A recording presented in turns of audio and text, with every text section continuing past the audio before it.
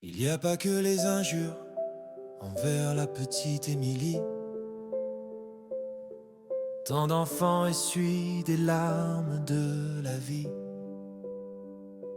Quand on a 8 ans, on comprend, pourtant on se moque. Et c'est sur Facebook, TikTok, Snapchat ou SMS à notre époque. Pourtant l'enfant qui croit que la moquerie n'est après tout que des mots, il ne sait pas que celui ou celle qui les subit s'enferme pour cacher ses sanglots.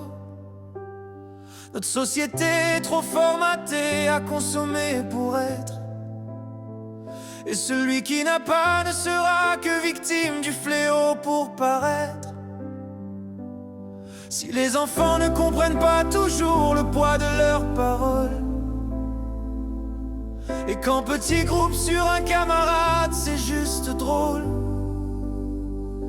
il y a la petite fille qui pleura les mains sur les oreilles pour plus les entendre, alors que le petit garçon se retiendra de donner des coups sans personne pour le défendre. Les enfants grandiront, les plus forts apprendront à ne plus entendre ce qui est dit, mais qui au fond d'eux garderont des plaies de leur apprentissage de la vie.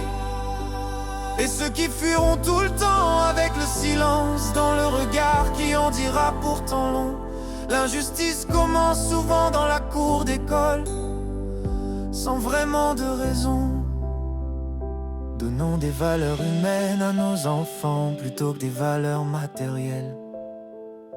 Donnons des valeurs humaines à nos enfants plutôt que des valeurs matérielles. Pour les mettre tous au même niveau et éviter que leur vie devienne trop vite cruelle.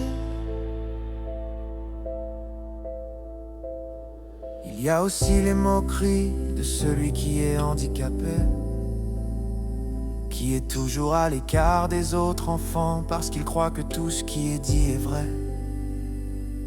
On lui demande jamais de jouer aux gendarmes et aux voleurs, juste on rit de lui. Cet enfant, les yeux remplis de larmes, est une attraction même les jours de pluie. La différence, peu importe sa forme, n'est pas une menace pour celui qui l'accepte. Apprenons à nos enfants à être aux autres adeptes. Si l'enfant grandit, il est bousculé trop souvent et surtout trop tôt. Il se fermera avec l'idée que dans la vie rien n'est beau.